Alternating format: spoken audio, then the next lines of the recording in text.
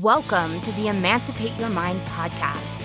I'm your host, certified religious transition and trauma recovery coach, Terry Hales.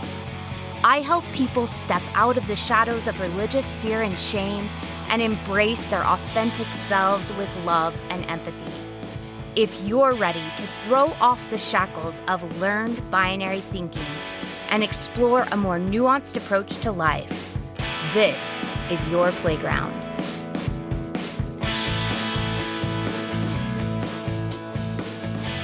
Hello, everyone, and welcome to the Emancipate Your Mind podcast. Today, I have a wonderful interview with Josh Tutt. He is running for the Texas State Senate District 18. This is your first run, isn't it, Josh? Yes, Terry, it is. It's my first time running for office. Yeah, and I'm really excited to discuss with him his story, his perspectives, why he's running for office, as well as what he hopes all of us who are deconstructing will do in order to help the political climate here in the United States and in our various states and counties and cities. Josh also comes from a high demand religious background, and he's going to talk about how that has influenced his life, as well as his coming out story, being LGBTQ, running in Texas, what that's like, some of the challenges that he faces, and why he feels so passionately about the work that he does. So welcome to the show, Josh. Why, thank you. So just a heads up, there is a trigger warning for this podcast. We will be talking a little bit about suicidal ideation. So if that is something that is highly sensitive for you, please either skip the podcast or give yourself permission to turn it off if it becomes too much. But we will be talking about some suicidal ideation with regards to coming out as LGBTQIA. And I wanted to let you guys know that before we dive in a little bit further. I think one of the things that really fascinates me about you, so first of all, we're connected. Your campaign manager is my virtual assistant, and we both love Ashley, who is listening in the background. So excited that she's here as well, and so grateful for her work for both of us and how she's allowed us to show up, I think, so confidently and to be able to do the work that we both feel called to do. But today, I think one of the big things we're going to be talking about is how sometimes showing up in these ways can feel very scary. And a lot of our listeners, I think, are going to relate with your journey of figuring out what you want to do in the world, confronting that fear of, what might people think, especially like my family or my friends who are still believing churchgoers, and how do I move past that and show up in the world? So before we get started, I would love it if you would just kind of tell us about your story and how you arrived at this place, so that we can kind of get to know who you are. So I guess that in true politician fashion, let's start with the bottom line up front here, is that the key part of my journey that got me from growing up in a conservative evangelical Christian household to running for office to be the first openly gay state senator in state history is that I realized that I was going to have to live with myself a lot longer than I was going to have to live with anyone else. My parents and the things that they taught me, or anyone else that I would meet further along in life. I was going to have to find a way to live with myself. So to start a little bit further back, so as I mentioned, I did grow up in a conservative household. First time that I went to vote, my mom had strong opinions about how I should be voting for. Wasn't forced or compelled, of course, but the recommendations are very clear. We went for most of my childhood to an Assemblies of God church. And that came with all the fixings of folks speaking in tongues and, being prophesied over and being baptized in the Spirit and things of that nature. And I grew up with, books on the shelf that it took a very, very literal interpretation of the Bible. I read the entire Left Behind series for fun. We had books talking about, evolution and vaccines and discrediting them from a very literal creationist standpoint. And this very literal interpretation, the Bible and religion was what I grew up in. Whether that was the intent or not, I'll leave that up to my parents. nice to say, but that's what I received, and that's the path that I found myself on when I first started to think about who am I becoming, what am I going to do with my life. The part I hadn't mentioned yet is that I was also homeschooled from seventh grade forward. So after having a foundation in public school, we began homeschooling. And so being homeschooled meant that we had a lot of, self-learning and learning how to learn, which was important. A bit of a double-edged sword there, but it did have the benefit of, teaching myself to teach myself, which was invaluable for what came next. Shortly after I turned 18, I very suddenly realized, that I was gay one day from Wikipedia of all sources. I had never experienced, a crush or attraction or anything like that. And maybe it was because I was homeschooled and didn't have, the kind of friend group that you just sort of figure these things out, or you have peers talking about such things, you're going through these things. I'm not really sure why it took so long. My idea is that it took so long because I never had it modeled for me. I never saw that there were any other options. I didn't know that there were alternatives, basically. My idea of what being gay meant was the guy that I'd seen who worked at the counter at Claire's with one earring in and a list. And all the power now, to the femme queens of the world, but that didn't resonate with me at the time. I had no connection to it. And the other stories that I heard were, things on the news in the early 2000s, kids on the school bus in third grade using gay as a slur, and all of these things that I just kind of generally picked up this idea of what gay was. And that had, of course, that had nothing to do with me. And so when I finally realized that I was gay, I had a bit of an identity crisis. Very suddenly, I was, the abomination written about in these verses. I was, on these lists of sinners meant for the lake of fire. And that was difficult, to say the least. It was very difficult to reconcile these things. There was a period of time, I was in denial. I'd already been pretty involved and engaged in apologetics websites, learning how to counter arguments from non-Christian sources. And so I already knew I had a head start on how to combat my own homosexuality and how to counter that, all that logic. So I found myself on places like Exodus International's web forums, where they talked about people experiencing same-sex attraction as an affliction, as something to deal with and get over, as a sickness. And that was not healing. That was not helpful. Realizing that the whole rest of my future was going to be plagued by this thing that was just innately wrong, and that I would have to, shove it in a box, deny it, ignore it, cover it for the rest of my life was not compatible. Identity crisis continues. I began to pray that God would, like, that my car would careen over the side of a bridge in a freak accident, lightning would strike or something. Because, of course, suicide's also a sin. And I didn't want to consider that option. I didn't want to actually go through with that, but I didn't want to ever do something so, as it was written, so heinous, it would separate me forever from the love of God. And that was, and it was this point when I was struggling, trying to figure out, how do I reconcile these things? Like, that doesn't sound right. Surely that's not right. I must be misunderstanding it. And it was when I realized that I have to live with myself longer than I have to live with anybody else. And this isn't conducive to me living with myself. That's when I finally started to kind of break free. That was the spark that started my deconstruction process, was realizing that I've clearly picked up things along the way. The structure of the house, my worldview had flaws in the very foundation, and that I was going to have to rebuild from scratch.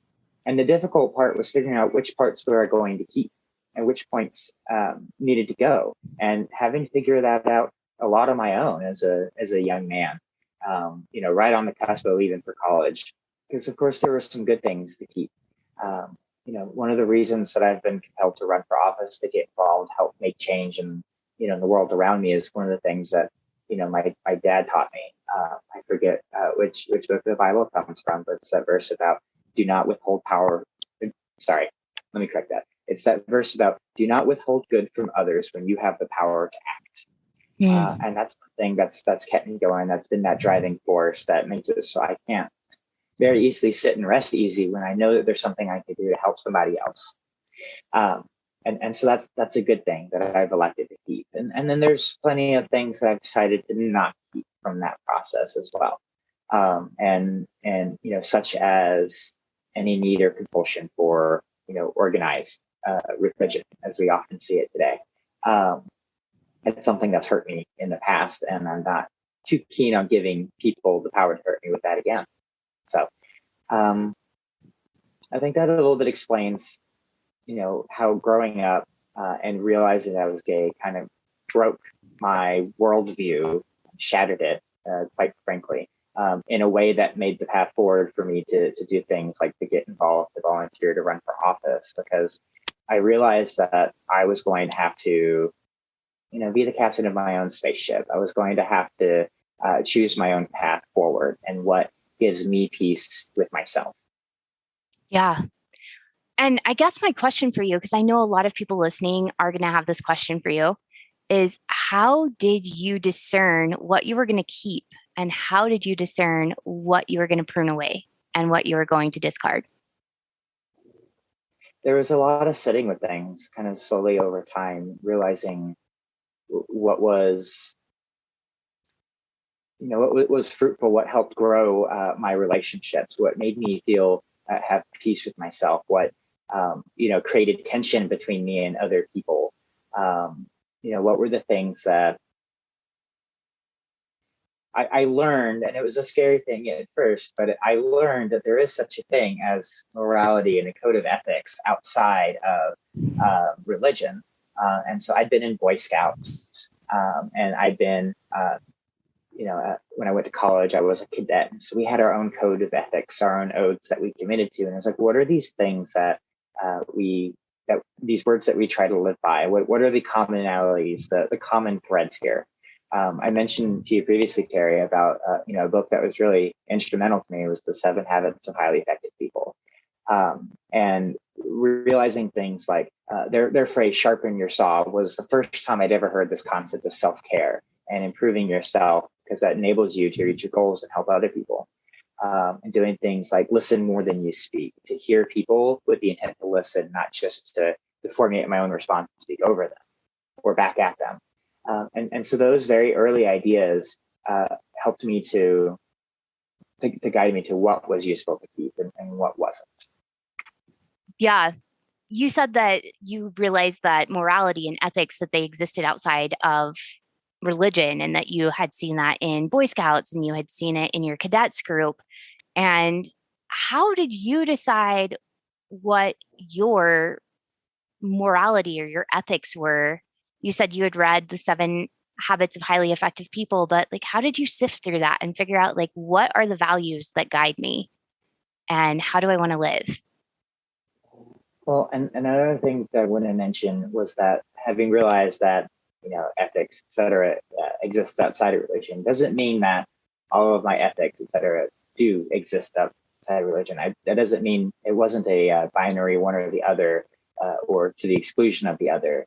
And so trying to find, what were the good parts, what were the things that helped me to be there to take care of other people? What helped me to grow, as a person, to have, fulfillment, to feel like that I've done right? What are the things that, the choices I make that mitigate, me having guilt or likely of having to hide or to feel shame that I created for myself later. Maybe one of the most specific guiding points is I had an internship once where one of my bosses gave me the phrase to keep with me for life, was to that just like how electricity follows the path of least resistance, we have to follow the path of least regrets. And that's a guiding principle that I've held on to for a while. It's like, when I make this choice, I'm going to say something here. Is it entirely true? Maybe the important question to consider in that moment is, am I going to regret this? Is that something that I can live with? Is it something that I can stand by later?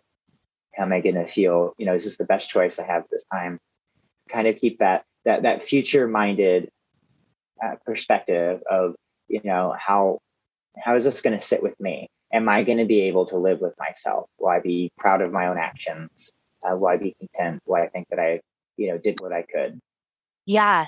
Well, and I think that that's such a great guiding principle because really what you're doing is you are checking in with kind of your inner knowing and you're allowing yourself to check in with yourself first. And before you speak, before you act, before you do those things, you're checking in and asking, is this something I would be proud of? Is this something that I can stand by? Is this something I can live with? Because, like you said, you're going to live with yourself a lot longer than you live with anyone else. Checking in and seeing, is this something I'm going to regret later? Is it something I'm going to revisit in my mind and wish that I had done differently? And while we do evolve and we do change, being able to check in that way allows us to know that, like, in this moment, I'm showing up as my best self, as the self that I want to be, and I might change and I might grow and I might evolve, but I can be proud of knowing that I'm showing up in a way that I would be proud of in this moment. And because of that, I'll feel proud of it later on as well. With that, and I think that pairs well with something that I'd been told by a therapist once in college. I'd been, talking about, some of my troubles in childhood and all that, and I'd apparently been pretty hard on myself. But she stopped me to say that we don't have to blame, 8-year-old Josh for the things that he did when he was grieving. And so being able to kind of give forgiveness to my past self while looking out for my future self by seeking this path of least regrets, these are things that kind of helped me to try to have I almost want to say a peaceful journey, but sometimes it's a little bit rugged and there's a lot of trailblazing going on, but it's, a journey that I can look back on and think it's the right trail for me. Absolutely. Well, and I feel like when we forgive our younger selves, we give ourselves in the present freedom to try things on, to figure things out, and to blaze those trails.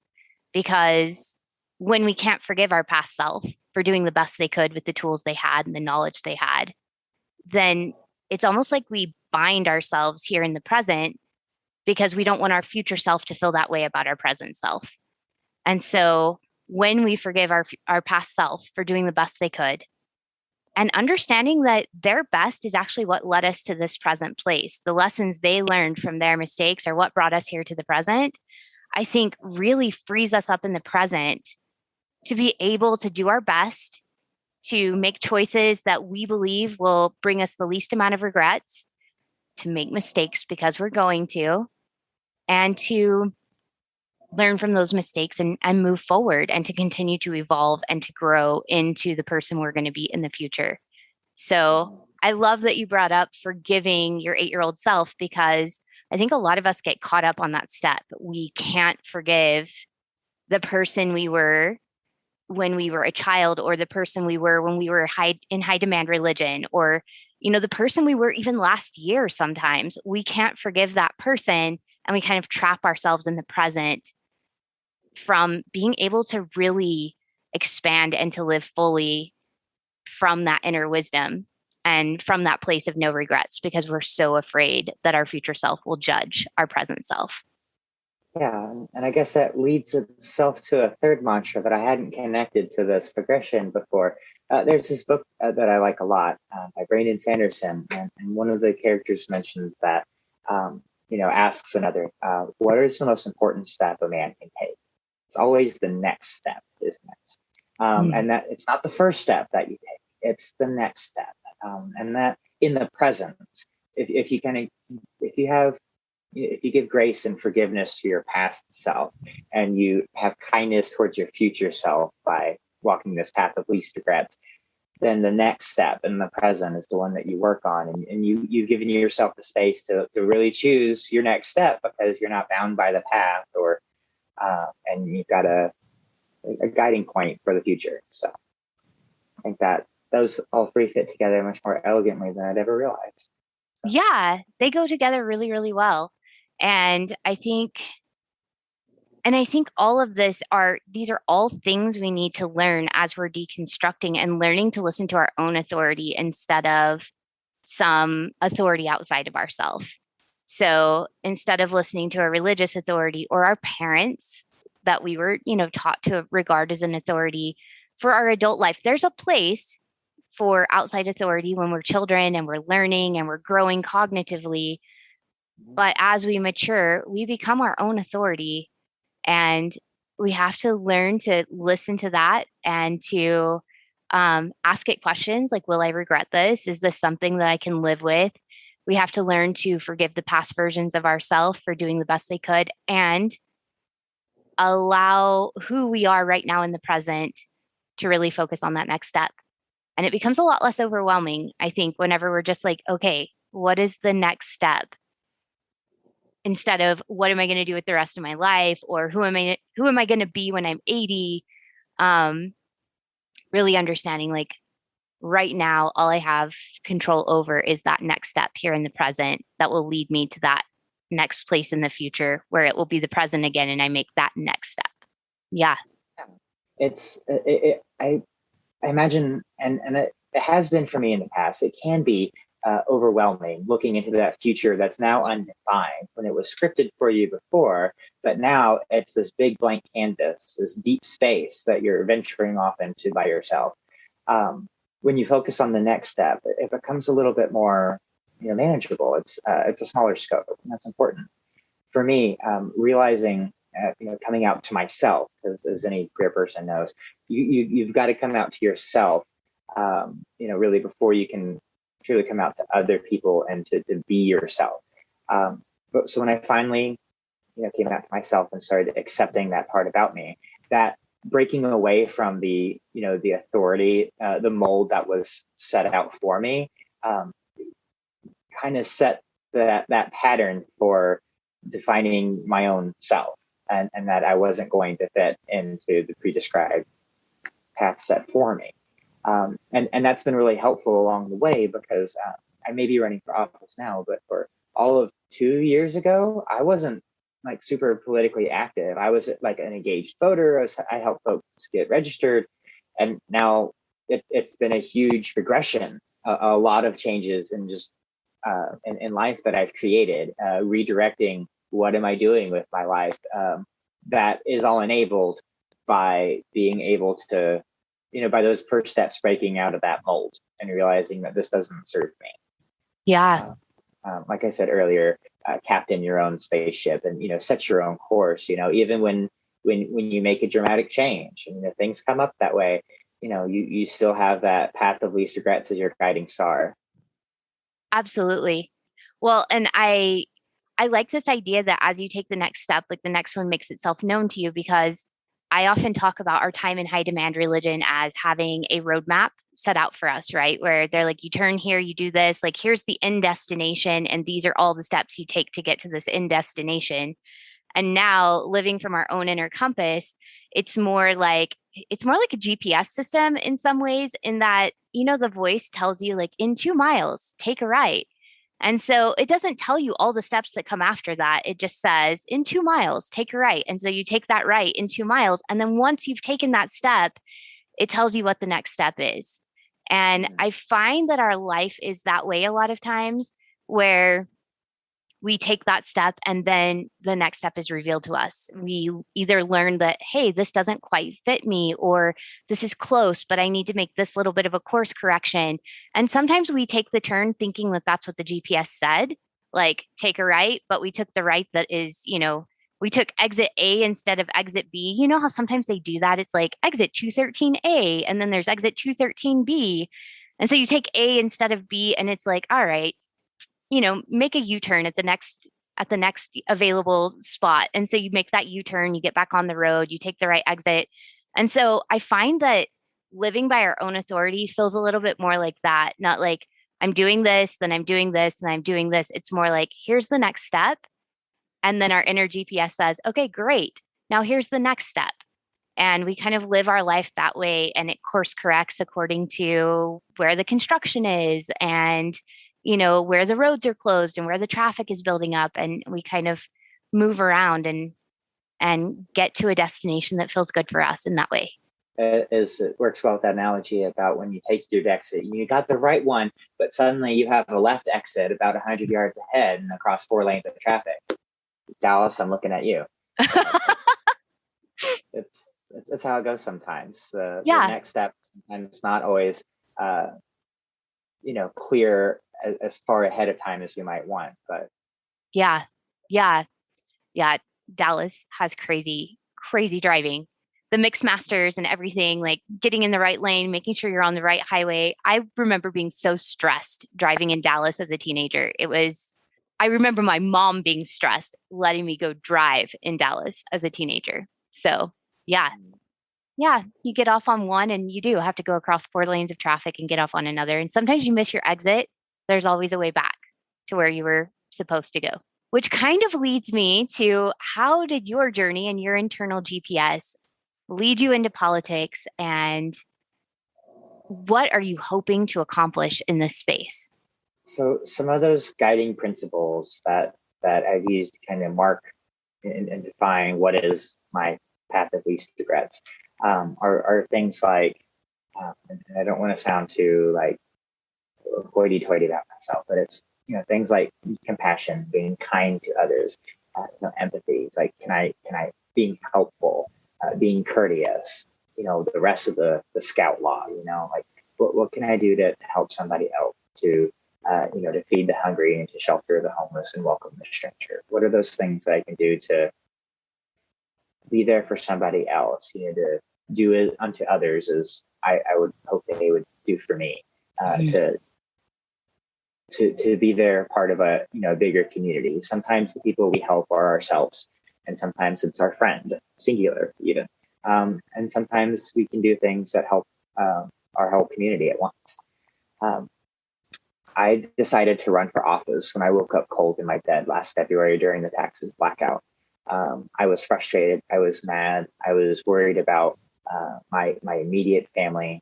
Thank goodness my mother-in-law has a wood-burning fireplace. We had a propane stove, so we were able to put together a pot of warm food, carry it through the snow to her place to have a warm fire, and we made it through that together. But it was rough, and it didn't have to be that way. And I knew that. I knew that somebody had to do something about it. When I tried being just an informed voter, I was going to do my research and look up who the candidates were in the 2020 election. I saw that my elected officials were uncontested. I didn't have an opponent running against them in the primary election or in the general election, meaning that they just got their seat back for free. And if an election is when you're supposed to be able to use your voice, if it's a job performance evaluation for our elected officials, when we get to tell them what we've thought about the job that they've done, we're denied all of that when nobody runs for office. And that didn't sit right with me. So when I knew that somebody had to do something about it, but nobody had, I began to sit and wrestle with this idea that I am somebody and I can do something about this. There was a blank spot on the ballot waiting for somebody's name on it. And here was somebody sitting cold in his bed, thinking that we should fix this. And that was when I decided to run. When the power came back on, I Googled it. I searched how to run for office in Texas. Had a lot of conversations with people who support me. With Ashley in particular, she was one of the early voices as well. Got connected with groups like Run for Something that help to recruit and train young, diverse candidates running for local offices. And between all these resources, the training I received and the support that I had, it went from this wild idea to something actually happening, actually getting my name on paper and on the ballot. So that was what got me decided to run. And I wouldn't have been able to do that if I hadn't had that early principle of needing to be able to live with myself. And I feel like I'm being repetitive, but that's how slogans work, right? With that path of least regrets. Because once I had realized that I could do something about this and I could give us a voice on our ballot that we've been denied before, if I didn't do it, and I knew that nobody else was going to, I would have regretted it. I knew that was something that would have weighed on me, because as my dad had taught me when I was younger, one of those good things I kept from my religious upbringing was, do not withhold good from others when you have the power to act. And that's a heavy burden. It's almost a curse to put on a child, right? but in a way, it still helps to compel me to help people around me when I can. I knew this was one way that I could help. Yeah. Uh, there's so many ways to help, even in the world of politics. But this was one place where there was a need for somebody and an opportunity. Yeah. Well, and I think that there's something magical that happens when we recognize a need and we feel that pull inside of us of, I could meet this need. This Yeah, is something I could do. Because there are people listening. He's not saying every single person has to decide that they're going to run for office or put their name on the ballot. But if you feel that pull inside of you, like you said, when you tapped into the path of least regrets, you knew that if you didn't put your name on the ballot, there would be a part of you that would regret that. And that's checking in with your inner knowing and checking in with that inner GPS system and recognizing there's a need here. I have an interest in filling that need. This is something I could do. And if I don't do it, I think I'll regret it. And that kind of guides our choices and how we show up in the world. I felt the same way with the podcast. I didn't see resources that I wanted for deconstructing as we were running, support groups for people who had left Mormonism here in the local area. My husband and I recognized we had a therapy background that was helping guide our deconstruction and helping us do it in a much like in a healthier, like more centered way.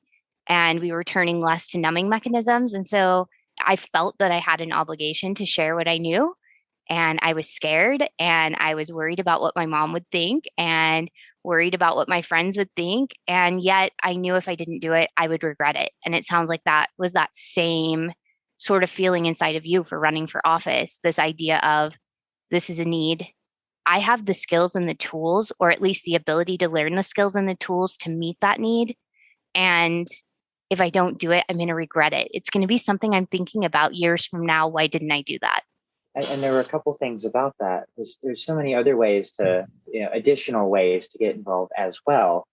They don't necessarily have to be um, separate. They can be additive, combined, overlap, and all that. But there was just one way where I saw that opportunity. Early on, I rationalized it to myself. It's like, well, nobody did it last time, and I feel like I can do better than nobody. Was that it kind of freed up that those inhibitions that whether I was qualified or good enough. And it's like I didn't have anyone to compare myself to because nobody else was going to try to do the task. And I thought that trying to step up and to be there and to fill that role for my neighbors was something that I could do. We couldn't sit around and wait for somebody who was qualified, who was the best fit, who was made for it. Because sometimes we discredit ourselves and we are in fact the ones who've been waiting for it. Yeah.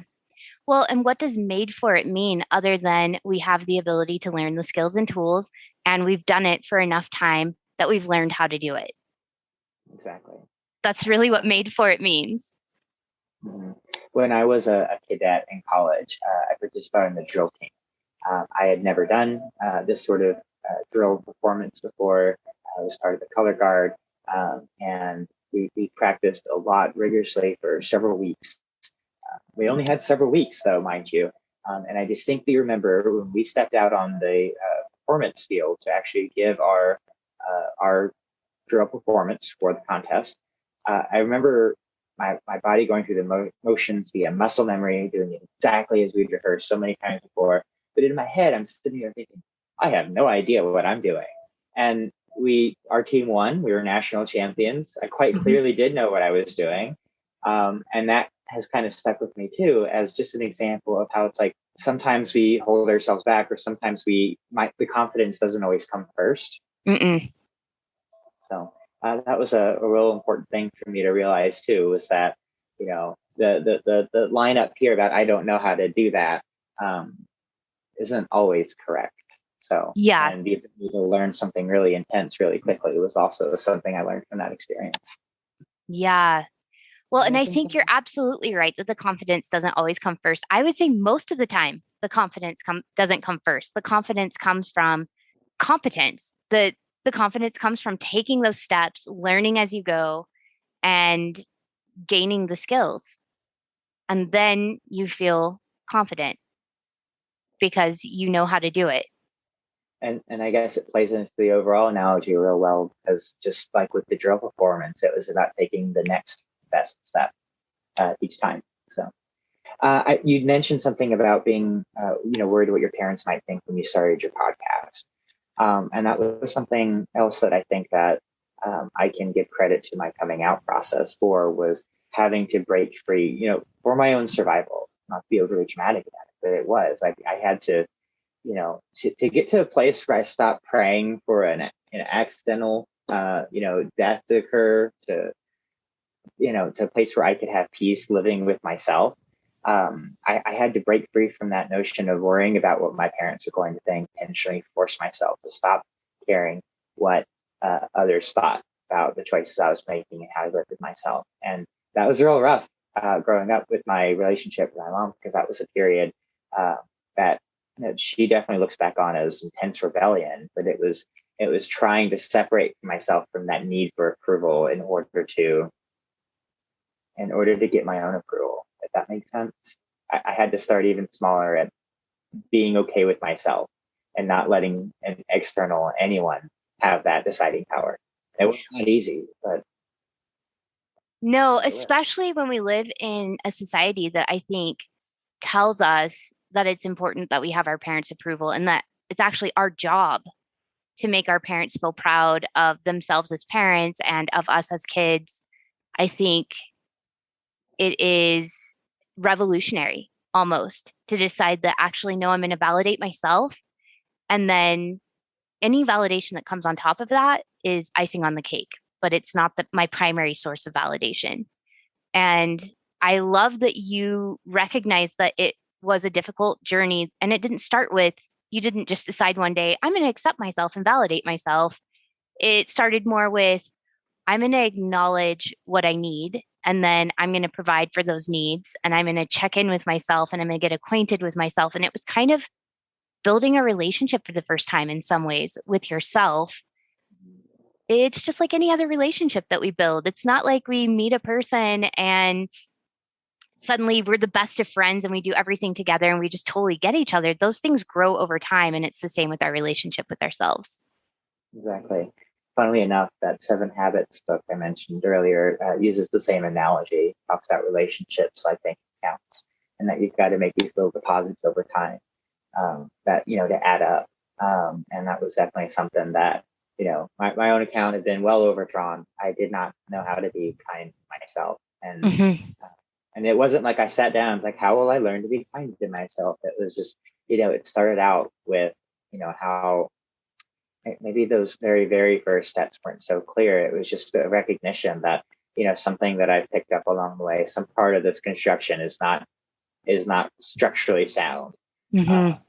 Start from there. So, yeah, giving yourself permission to question the way things have always been done.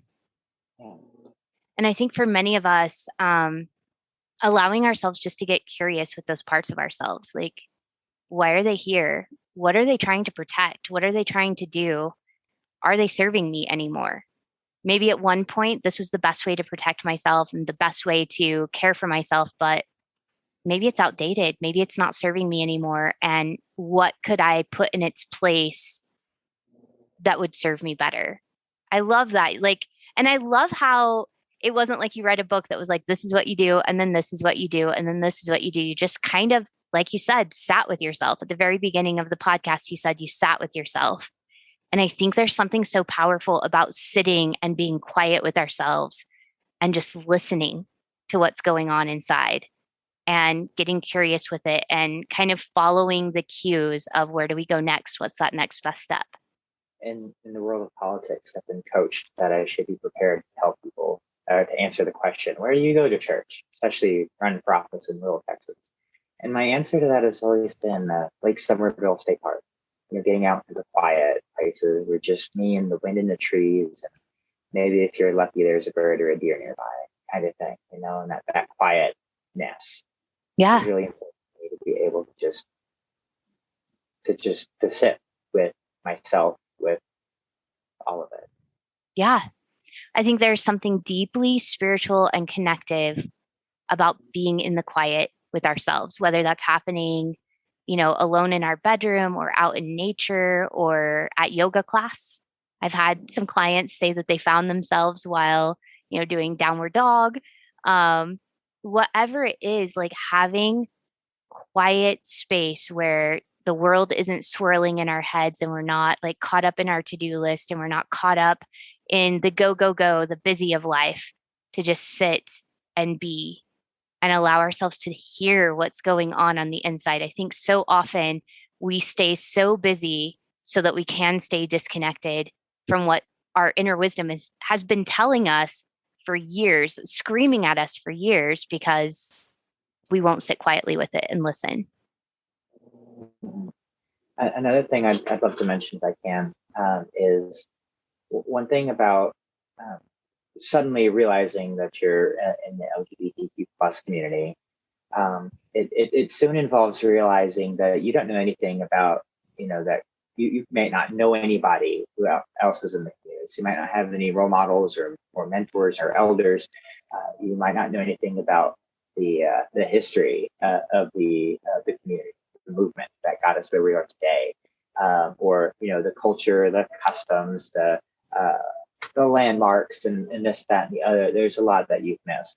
I've a few times before described the queer community as a family of strays, and that once you kind of come out, you're suddenly on your own very much, and you've got to, well, if you're lucky, or if you put in sometimes a lot of effort, you find each other, and you've got to do that in order to find and to be part of that community. So, and that translates into the rest of life as well, to realizing, hold on, I've got a whole lot of more learning to do. What's the history that was not taught to me? What are the customs that that I maybe misunderstood? What are the stereotypes that are bad, that I have the wrong idea about? And that thrust into this new world with all kinds of uh, required learning all of a sudden.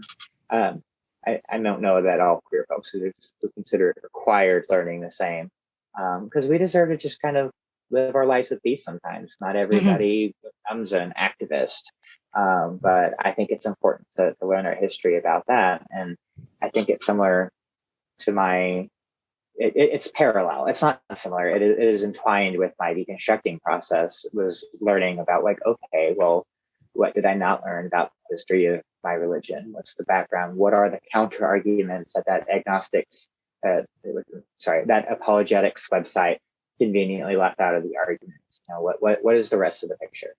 Yeah. Well, and I think there is a certain amount of responsibility that comes with, healing, to do that, to not only deconstruct and to look into the history and the nuance of what parts of the story haven't been told to us, what haven't we been made aware of, how have we been indoctrinated instead of educated. And I find that we start often with religion when we're deconstructing high demand religion, but then it expands out into, what have I been told about the LGBTQIA plus community? What have I been told about people who have more melanin in their skin, the, BIPOC community? What have I been told about indigenous peoples? What have I been told about the history of the United States that edits and conveniently makes us look better? What has been propaganda and what has been the real history? And how do I dig in and inform myself so that I can live according to those values and those ethics that are inside of me, um, that would help me make choices that don't bring me regret? So, how do I take off, especially in the United States, religion and high demand religion in particular, like evangelical Christianity, is woven throughout every facet of the United States. And so deconstructing religion also often means sitting with the stereotypes, sitting with the people we consider enemies, or, abroad and at home, allowing ourselves to just get curious about all of it and decide, you know, what is the history and what's been edited out.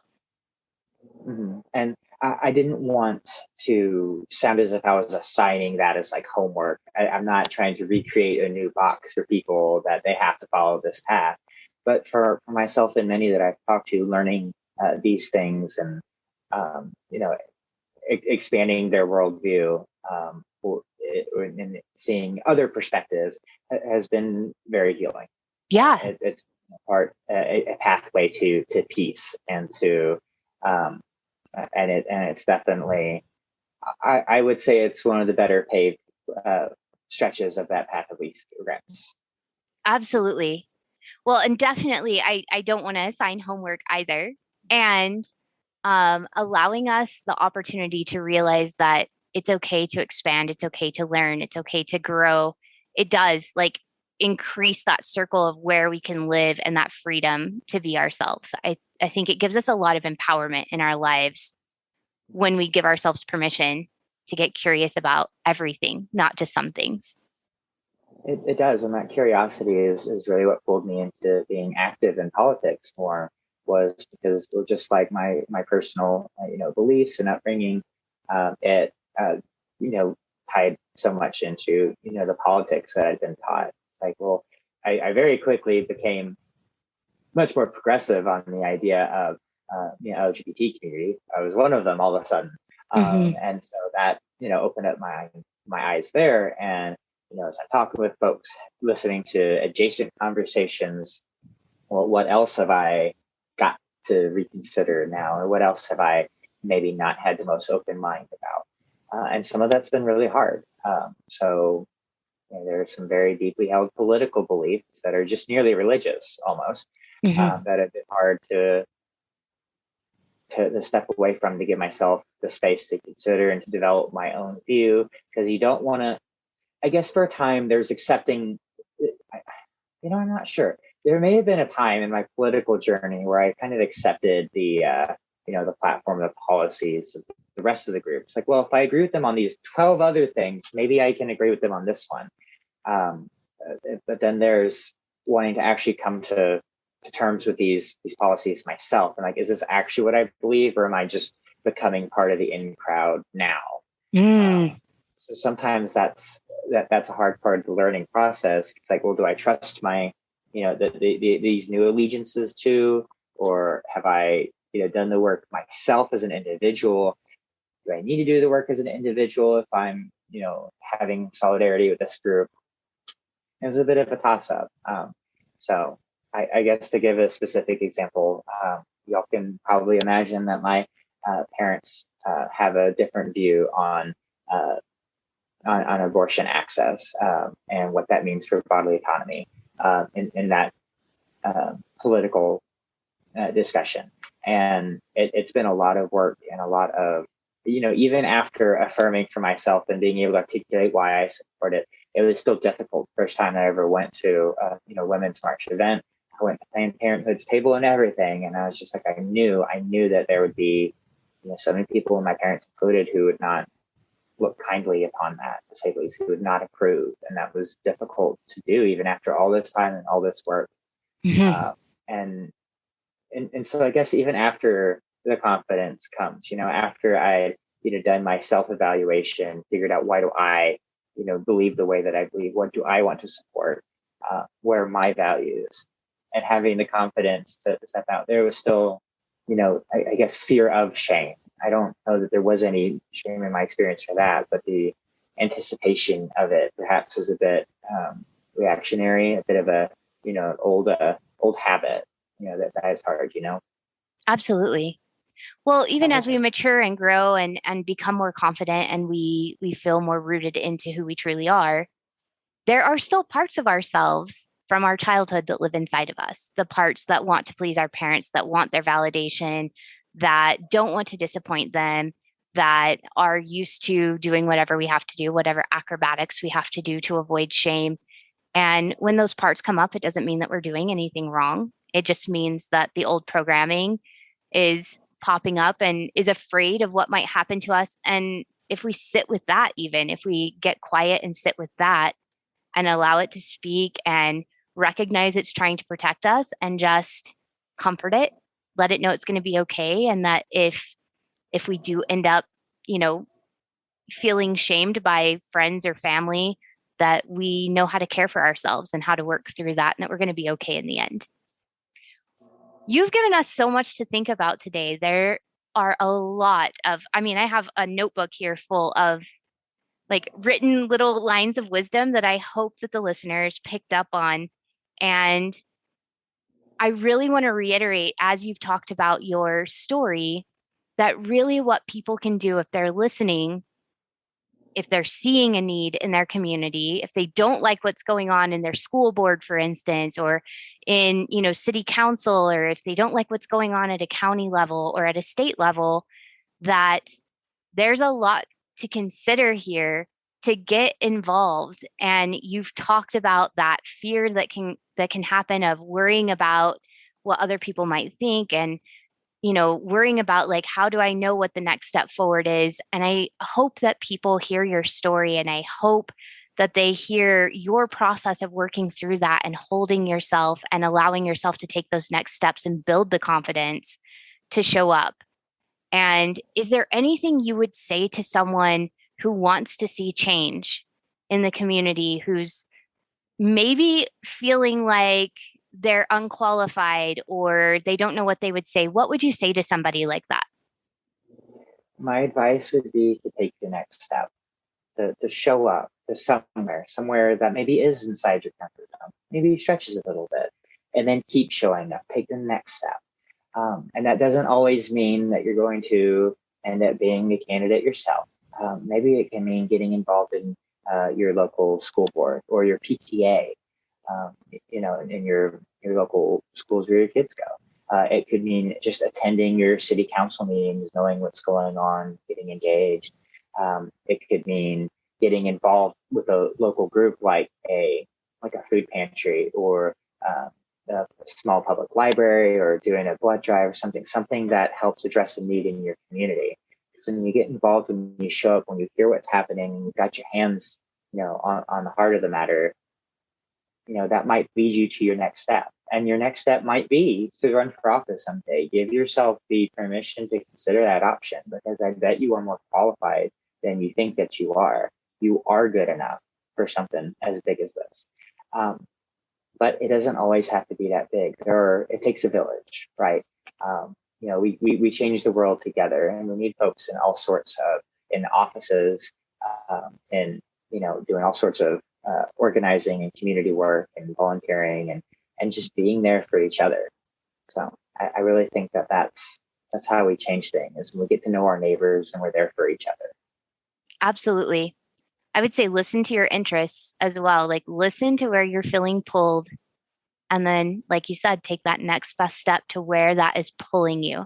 If it's pulling you to the food pantry, go there. If it's pulling you to the school district, go there. If it's pulling you, to the city council, go there. Or if it's pulling you towards office, if you find yourself really upset with things that are happening, like power outages that are leaving people, cold in their bed, notice those things. Those are all hits of wisdom from our inner knowing that say, hey, this is something you could do. This is something that you're interested in. This might be a way for you to contribute. Sit with it, and then take the next step that it tells you to take. Exactly. The group I mentioned earlier, Run for Something, gave a lot of early support and training and resources for me. The very first question they ask anyone who reaches out is, what are the problems in your community that you want to address? What are the issues that you want to solve, or the struggles that you want to alleviate? And the next question is, identify the offices in our elected government that address those issues. But even that first question's got value on its own. Like, identify the things that you want to help be part of a solution for. And running for office is one way to do something about it. It's quite literally a lot of power to make change in our communities. But there's so many ways to be part of that change, to show up and to keep showing up in a way that helps, alleviate some of these struggles, and to be there for each other. Absolutely. Oh, there's so many good things here. I've written like notes for myself as well. I've been really concerned with like food insecurity. So I'm like, okay, I need to like look into that, and I mean, see if there's more that I can do in that regard. On top of what what we're already doing? Is there a way I could make even more of a difference in the community? So you've inspired me to want to get out there and do more and to listen to my knowing even more. And thank you so much for taking time to be here. I know your schedule is busy, especially as we're heading into elections. And if you have loved hearing from Josh Tutt, please go and visit his website, tuttfortexas.com. So Tutt for Texas.com. And for is spelled out FOR. So TUTTFORTEXAS.com. And that is also his handle on all the social media. He's got TikToks that are fantastic, Instagram, Facebook, like all the places, Twitter, go to all the places, find him at Tutt for Texas and start conversations with him as well. Find out if there's ways, if you want to pick his brain, I'm sure, you know what, I'm talking for you. Is it okay for people to pick your brain? Oh yeah, I have a cell phone number listed on my website. Just text me if you want to. I'm really happy to get in touch and to answer any questions, whether it's about my platform or my experience running for office or just whatever. Not enough people ask me about my Dungeons and Dragons hobbies or things like that. I'd love to talk to people about these things. It's just the whole experience because it all goes together. I really think it does, Frank. And if I can make one ask of your audience, Terry, is to make sure that you're registered to vote. So we got big elections coming up all over in November in particular, maybe sooner, depending on what state folks are in. Get registered, get involved. It's one way to use your voice to show up for each other. Absolutely. Well, and something that I learned actually very recently was that the local elections are so important. So much more important, maybe even than the presidential election, is what is happening at a local basis. And so often we overlook that. So get informed on the issues that are happening, get informed with your candidates, go to their local rallies, get to know them as people, and figure out what feels like the best fit for you and show up and vote for that person because that's where we make a lot of these changes is at the local level and at the state level. And that all kind of trickles up, I think, in some ways. Like it all ties into what's happening at a national level. So, yeah. Exactly. All right. Well, thank you so much, Josh. It's been a joy to have you on here and to get to know you. Ashley, I know we can't see you, but thank you for introducing us. And I will be telling all of my Texas friends and family about Josh and all of my friends that hopefully know people in his district, in District 18, because we need more people like him in office and sharing their ideas and their compassion and their concern for humanity. So thank you so much, Josh. And thank you, everyone, for joining us for this podcast. And we will see you next Sunday. Thanks, Terry. Take care.